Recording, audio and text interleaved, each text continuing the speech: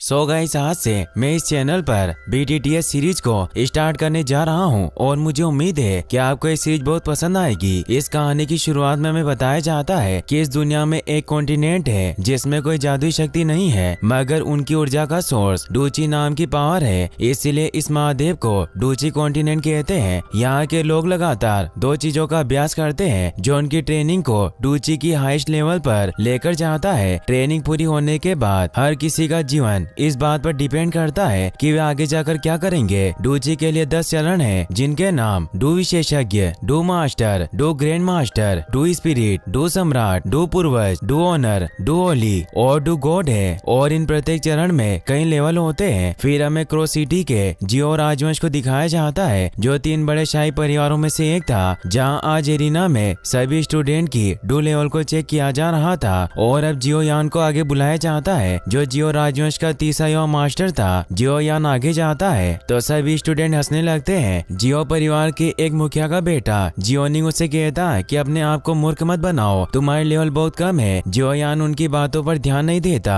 और ऊपर स्टेज पर आ जाता है, जहाँ डू स्तंभ पर अपनी लेवल को चेक करने के लिए हाथ रखता है, मगर उसका डू स्तर केवल 30 लेवल पर होता है, जो बहुत कम था। इसीलिए सभी उसका मजाक उड़ाते हैं, क्योंकि बचपन में उसे जीनियस कहा जाता है। उसकी पावर बचपन में ही 30 लेवल पर पहुंच गई थी और 11 साल की उम्र में उसने 10वें डूची स्तर को पार कर लिया था, मगर 3 साल पहले से उसकी पावर कम होने लग गई थी। इसीलिए स्टूडेंट बातें करते हैं कि वास्तव में अपने परिवार के लिए निकम्मा लड़का है। जियोनिंग कहता है कि अगर तुम कबीले के मुखिया के बेटे नहीं होते तो तुम्हें बहुत समय पहले ही अपने परिवार से निकाल दिया जाता। फिर अब टेस्ट के लिए जियो मेई नाम की लड़की को बुलाया जाता है। जियो यान उससे पूछता है कि क्या तुम सच में मुझसे नफरत करती हो, मगर वो कोई जवाब नहीं देती। जियो शर्म की वजह से मुंह नीचे करके वहाँ से जाने लगता है। तभी वहाँ जियो जूनियर आ जाता है, जो उसका हाथ पकड़कर कहती है कि तुम्हें परेशान नहीं होना चाहिए। जूनियर को टेस्ट के लिए बुलाया जाता है, इसीलिए वो जियो यान को कहती है कि तुम मेरा इंतजार करना। ये कहकर वो अपना लेवल चेक करने चली जाती है। वो जब अपनी लेवल चेक करती है तो उसका लेवल 9 होता है, जो बहुत ज्यादा था। इससे सभी हैरान रह जाते हैं और सब उसे देखने जाते हैं, मगर जियो यान वही खड़ा रहता है और मन ही मन में कहता है कि जूनियर मैं तुम्हारे लिए काफी खुश हूँ, मगर मैं तुम्हारे लिए अच्छा नहीं हूँ। तभी बारिश होने लगती है और हमें जियो फैमिली के मीटिंग हॉल को दिखाया जाता है, जहाँ जिया ली भी नाम का आदमी जियो परिवार के प्रमुख जान जियो को धमका रहा होता है, क्योंकि उनके बाजार को हड़पना चाहता था। जान जियो जिया लीबी को कहते हैं कि तुम हम पर दबाव नहीं डाल सकते, तो जिया लीबी हंसने लगता है और कहता है कि मेरे पास बहुत पैसे हैं, इसीलिए मैं और एओ बाबा मिलकर तुम्हारे बाजार और वुटेन सिटी के 2 परिवारों का प्रतिनिधित्व कर सकते हैं। और बाजार हमेशा अपने हाईएस्ट बोली लगाने वाले का होता है और हमारा ऑफर तुम्हारे ऑफर से 3 गुना ज्यादा है, इसीलिए तुम हमसे मुकाबला नहीं कर सकते। और अगले साल जियो परिवार को क्रो सिटी छोड़नी होगी। इसे जान जियो के पहले और दूसरे एल्डर काफी गुस्सा होते हैं, जो 2 परिवारों के मुखिया थे, और उस पर हमला करने के लिए तैयार हो जाते हैं, मगर जान जियो उन्हें रोक लेता है और जिया लीबी को एक कार्ड दिखाकर बताता है कि मेरे बेटे जियो यान की शादी का प्रपोजल है। तो इससे जिया ली भी हैरान रह जाता है। जियो ली का साथी एओबा कहता है कि जियो यान तो वही है जिसने 11 साल की उम्र में 10वें डूची स्तर को पार कर लिया। जिया ली भी जब वो वेडिंग कार्ड पढ़ता है तो उसे पता चलता है कि जियो यान की शादी नालन येन रेन के साथ होने वाली है, तो इससे वो शॉक्ड रह जाता है। एओबा कहता है कि शादी का प्रस्ताव कब जारी हुआ, हमें इसके बारे में पता क्यों नहीं चला। जान बताते हैं कि बस एक छोटी सी बात थी, इसीलिए इसे पब्लिक करना जरूरी नहीं था। एओबा जिया लीबी को बताता है कि यूनलेन सेक्ट पावरफुल लोगों से भरा हुआ है, भले वो शहर से बाहर हो, पर वो अपनी रिश्तेदारी की वजह से जियो परिवार की मदद जरूर करेंगे। और नालन जो लड़की है वो यानरेन डिपार्टमेंट के हेड यूनलेन की फेवरेट स्टूडेंट है, जिससे हमें प्रॉब्लम हो सकती है। तो जान कहते हैं कि अब तुम हमारे सभी बाजारों पर कब्जा नहीं कर पाओगे, और वो हंसने लगते हैं। जिया ली उसे वापस वो कार्ड देते हैं और कहते हैं कि हम यहाँ से जा रहे हैं, मगर तभी वहाँ मिस नालन अपने साथियों के साथ आ जाती है और ने कहती है कि मैं यहाँ आपको बधाई देने आई हूँ, और उन्हें झुककर प्रणाम करती है। तो नालन से कहते हैं कि तुम्हें इतना विनर होने की कोई जरूरत नहीं है, हम जल्द ही एक परिवार बन जाएंगे। नालन उन्हें अपने साथ लाया हुआ कलेक्टिंग पिल दिखाती है और कहती है कि ये मैं आपके लिए लाई हूँ, मुझे आशा है कि आप इसे स्वीकार करेंगे। इससे सब हैरान रह जाते हैं। नालन उन्हें बताती है कि इस पिल की मदद से आसानी से डू फाइटर अपनी लेवल अप कर सकते हैं, क्योंकि ये पिल क्यू एनर्जी को कंप्रेस प्रेस करके अपनी बॉडी में दाखिल करने की क्षमता देती है, मगर इसमें फेल होने की काफी संभावनाएं है और अगर कोई इसमें फेल होता है तो उसकी लेवल 8 से 9 स्तर नीचे गिर जाती है। इसीलिए ये पिल केवल 9 स्तर के लोगों के लिए ही काम करती है और उनकी लेवल को अप करती है। जान उसे कहते हैं कि तुम्हें मुझे ऐसा उपहार देने की जरूरत नहीं थी। नालन उन्हें बताती है कि मैं सच्चाई छिपाना नहीं चाहती, मैं जान गई हूँ कि पिछले 3 साल से जियोयान का लेवल काफी नीचे चला गया है, इसीलिए मैं किसी ऐसे आदमी से शादी नहीं कर सकती जो किसी जमाने में जीनियस रहा हो। मैं शादी का ये कॉन्ट्रैक्ट तोड़ना चाहती हूँ। जान हैरान हो जाते हैं और कहते हैं कि ये कोई बच्चों का खेल नहीं है। इस कॉन्टिनेंट में किसी जुड़ाव को बाधित करना इतना आसान नहीं होता। नालन कहती है कि बेशक मैं ये जानती हूँ, इसीलिए मैं इस कॉन्ट्रैक्ट को तोड़ने के लिए ये कलेक्टिंग पिल आपको दे रही हूँ। जान जियो कहते हैं कि मुझे लगता है कि तुम्हारे डिपार्टमेंट के हेड यूलेन इससे सहमत नहीं होंगे।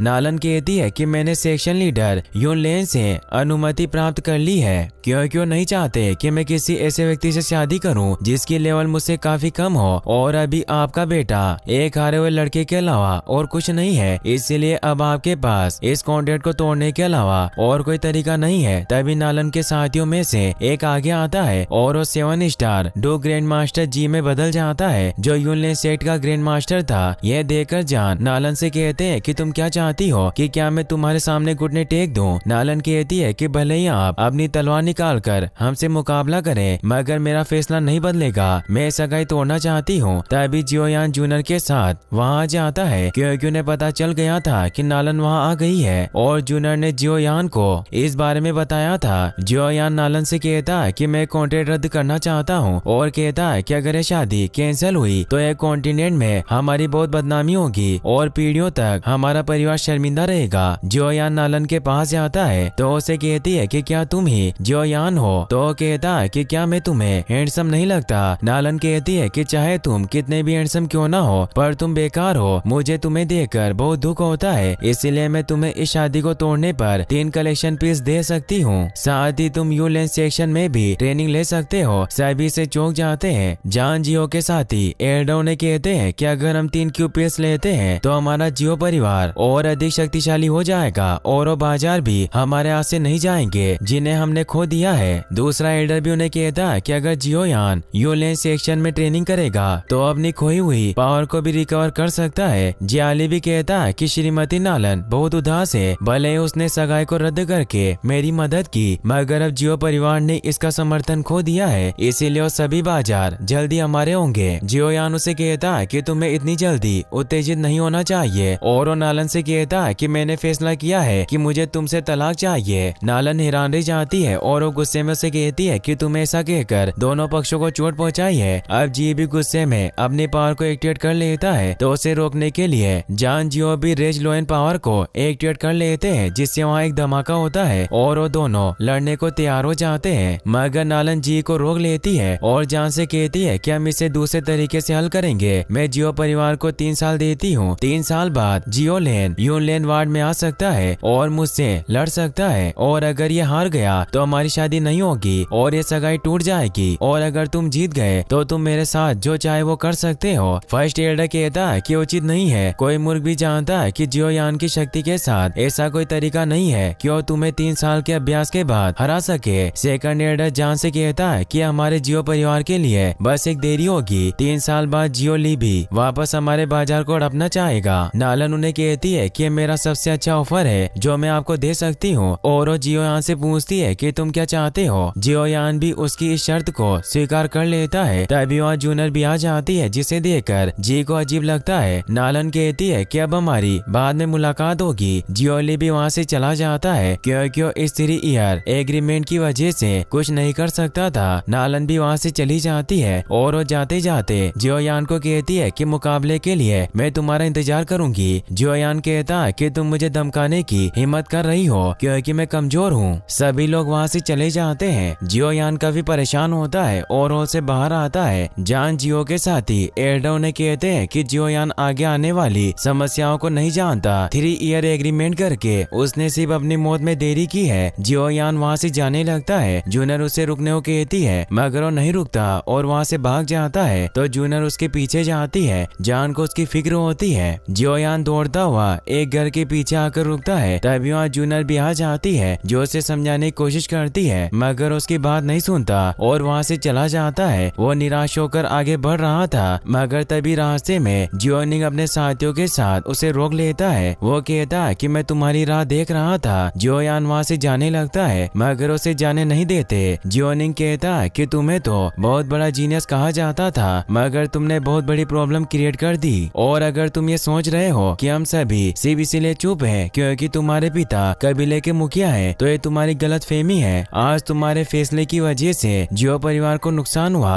क्योंकि अगर तुम सही फैसला लेते तो आज हमारे पास 3 क्यू कलेक्टिंग पिल होती। और तुमने कभी सोचा है कि इन 3 सालों में हमारे जियो परिवार का क्या होगा? मुझे नहीं लगता कि तुम वास्तव में मिस नालन से लड़ सकते हो। जियोयान उसे कहता है कि तुम ये सब इसीलिए कह रहे हो क्योंकि तुम एल्डर के बेटे होने की वजह से वो कलेक्टिंग पिल हासिल कर सकते थे। अगर मैंने शादी का प्रस्ताव रद्द कर दिया होता। जियोनिंग इससे परेशान हो जाता है और उसे कहता है कि तुम दिखाना चाहते हो कि तुम नालन येनरेन के साथ लड़ सकते हो, तो तुम्हें अभी कोशिश करनी चाहिए। मैं देखना चाहता हूँ कि क्या तुम मुझे हरा सकते हो। जियोयान गुस्से में उस पर हमला करता है, मगर उसे कुछ नहीं होता और अपने हमले से उसे दूर कर देता है, जिससे सभी उसका मजाक उड़ाते हैं। जियोनिंग कहता है कि तुम्हारे पास बस इतनी पावर है। तभी वहाँ जूनर भी आने लगती है। जियोयान अपनी पावर को वापस से एक्टिवेट करके जियोनिंग पर हमला करने जाता है, मगर वो भी अपनी पावर को एक्टिवेट करके जियोयान को दूर फेंक देता है, मगर जूनर उसे पकड़ लेती है। जियोयान उसे कहता है कि तुम्हें मेरे पीछे नहीं आना चाहिए था, क्योंकि एक लड़की को पुरुषों के काम में इंटरफेयर नहीं करना चाहिए, और उसे चुप करवा देता है। जियोनिंग कहता है कि वास्तव में ट्राइब के मुखिया का बेटा महान है जो अपनी रक्षा के लिए लड़कियों की हेल्प लेता है। सभी हंसने लगते हैं। जियोयान को इससे और ज्यादा गुस्सा आ जाता है और अपने फायर पावर को एक्टिवेट करके उस पर हमला करने जाता है, मगर निंग उसे मुक्का मारकर दूर गिरा देता है, जिससे जियोयान के मुंह से खून निकल आता है और वो उठ भी नहीं पा रहा था। जूनर उसे संभालती है। निंग उसे कहता है कि तुम जीनियस होने के बाद भी इस तरह नीचे गिरे हुए हो। जूनर को उन पर गुस्सा आता है, इसीलिए वो उन्हें अपनी आंखें निकालती है, जिससे निंग डर जाता है क्योंकि जूनर की पावर काफी ज्यादा थी। इसीलिए वो अपने सभी साथियों से कहता है कि हम सभी को संभल कर चलना चाहिए। इतनी भीड़ वाली जगह में किसी को भी चोट लग सकती है। सभी हंसने लगते हैं, मगर वो सभी को हंसने से मना करता है और वहाँ से चले जाते हैं। जूनर जियोयान से पूछती है कि क्या तुम ठीक हो? जियोयान अपने मुंह का खून पोंछते हुए कहता है कि मैं ठीक हूँ, तुम मुझे अकेला छोड़ दो, और वहाँ से चला जाता है। जूनर को उसकी काफी फिक्र होती है, मगर उसके पीछे नहीं जा सकती थी। जियोयान रोता हुआ जंगल में चला जाता है। उसे अपनी पुरानी बातें याद आती है कि लेवल कम होने की वजह से सबने उसका मजाक उड़ाया और उसके पिता को नालन के सामने शर्मिंदा होना पड़ा। जियोयान दौड़ता हुआ एक जगह पर पहुंचता है जहां उसकी माँ की कब्र बनी हुई थी। वो वहां बैठकर रोने लगता है। यहाँ हम जान जियो को भी देख पाते हैं, जो भी वहीं मौजूद थे, जो मन ही मन में कहते हैं कि बेटे तुमने आज बहुत बहादुरी से काम लिया। तुमने अपने जियो परिवार को 3 साल का समय दिया खुद को मजबूत बनाने के लिए, इसीलिए मैं तुमसे बहुत इम्प्रेस्ड हूँ। मगर 3 साल बाद भी हमें अपना भाग्य भुगतना होगा, पर चाहे जो कुछ भी हो जाए तुम्हारे पिता तुम्हारे लिए जरूर लड़ेंगे। ये कहकर वहाँ से चले जाते हैं। जियोयान अभी भी रो रहा होता है और वो कहता है कि मेरे साथ ऐसा क्यों हुआ, मैं ऐसा क्यों हूँ। और वो अपनी माँ से कहता है कि 3 साल बाद जब मैं मरने के बाद आपसे हेवन में मिलूंगा तो आप मुझे देखकर निराश हो जाओगी और अब कोई चमत्कार ही मुझे बचा सकता है। तभी जियोयान को कुछ होने लगता है और उसकी रिंग ग्लो करके हाथ से बाहर निकल आती है। जियोयान को एक आवाज सुनाई देती है जो उसे कहती है कि बच्चे तुम इतने चिंतित क्यों हो। जियोयान हैरान हो जाता है, उसे कुछ समझ नहीं आता। वो आवाज उसे कहती है कि तुम्हारे लिए चमत्कार देखने का समय है, मगर तुम डरे हुए हो। और वो आत्मा सामने आती है जो उसे कहता है कि मैं याओ लाओ हूँ, मैं तुम्हारी मदद करूंगा। जियोयान उनसे पूछता है कि आप मेरी मदद कैसे करना चाहते हैं। तो याओ लाओ से कहते हैं कि अगर तुम डू कॉन्टिनेंट में किसी को हराना चाहते हो तो तुम क्या करोगे। सबसे इम्पोर्टेंट बात यह है कि आपके पास लड़ने के लिए पावर होनी चाहिए। फिर वो एक एक करके डूची के चरण को पार करेगा। सबसे पहले कोई डू मास्टर बनता है, फिर डू ग्रैंड मास्टर, और ऐसे ही वो अपना लेवल बढ़ाता रहेगा। और अगर तुम भी इस मेथड को फॉलो करो तो तुम अपनी टेक्निक की मदद से नालन से लड़ सकते हो। इस कॉन्टिनेंट में डू क्यू एक स्किल बन गई है। सबसे मजबूत से लेकर सबसे कमजोर तक 4 वर्ग और 12 स्तर होते हैं, जिनके नाम हेवन, अर्थ, ब्लैक और येलो है। और इन प्रत्येक वर्ग को 3 लेवल में डिवाइड किया गया है, जिससे 12 स्तर यानी लेवल बनती है। जियोयान उन्हें कहता है कि मैं इसके बारे में पहले से ही जानता हूँ। याओ लाओ लाओ से कहते हैं कि नालन की स्किल हाई लेवल ब्लैक पर है, मगर मैं तुम्हें इससे ज्यादा और कुछ भी सिखा सकता हूँ। जियो यान इससे खुश होकर कहता है कि क्या आप सच कह रहे हैं? तो याओ लाओ हमें जवाब देते हैं। जियो यान मन में सोचता है कि हाई लेवल स्किल्स बहुत कठिन होती है। साधारण लोगों के बीच सबसे मजबूत स्किल लेवल जर्दे तक होती है और कुछ शक्तिशाली परिवारों के पास ही केवल ब्लैक स्किल लेवल होती है। और जियो परिवार में सबसे स्ट्रॉन्गेस्ट स्किल लायन फ्यूरी होती है और ब्लैक एवरेज स्किल को हर कोई नहीं सीख सकता,